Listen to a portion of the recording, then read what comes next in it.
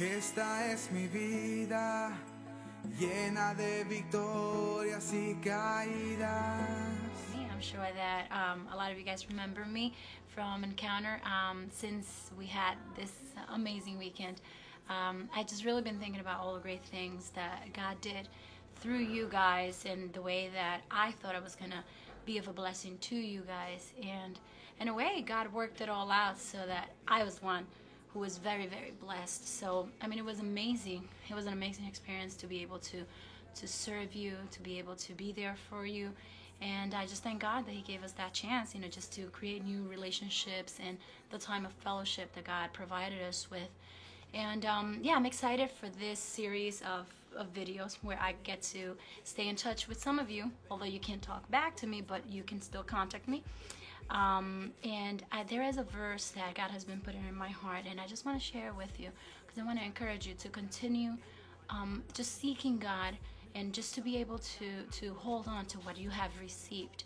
And this Bible verse is in Hebrews chapter 10, verse 34 through verse 39. And this means so much to me because on Monday morning, I was so tired. I really couldn't even get to work.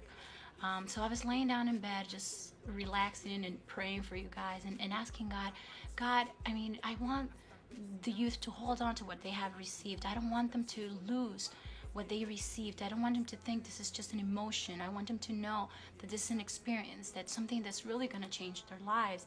And as I'm there praying, my brother Victor sends me a text message, and he texts me this verse, and I just thought it was so amazing because it's exactly what I was praying for and what I needed to hear at that moment. And it's Hebrews chapter 10, verse 34. Excuse me. It says, "You sympathized with those in prison and joyfully accepted the confiscation of your property because you knew that you yourselves had better and lasting possessions. So do not throw away your confidence. It will be richly rewarded.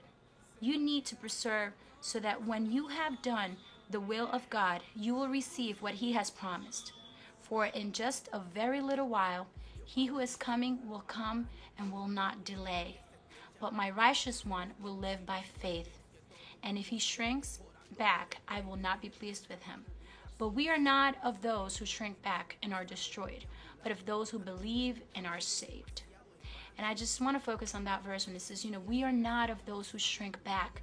We're not. And that's what I want you to start thinking, to start noticing that you're a different person now. That if in the past, you fell back to the sins in which you were living, if in the past, you had experiences, emotional experiences with God, and then you went back to the same things, I want you to understand that this is not an emotional experience. This is something that really, really is going to make a difference in your life. You're not one of those that shrinks back. You're not one of those that's going to give up. You're not one of those that's going to punk out. You are a warrior. You are a strong, man and woman of God, and you're different. So don't think that what you received is going to go away. But understand that, it takes patience, it takes time, it's a process, and it takes also a network of friends, and that's what we're here for. Not because we're better, but because we're just the same as you, and we know that we need that we need that dependency on each other and on God. And one thing that has really, really helped me stay strong and monitor my growth in God is keeping a prayer journal. So I want to talk to you about it, just to give you a couple pointers so that you can keep it. This is my prayer journal. It doesn't have to have hearts. It could be anything you want. But what's amazing about my prayer journal is that it's a place where I can just pour out all my thoughts and all of my prayers to God. And I can say, God, listen, I don't even know what to write. I don't know what to say.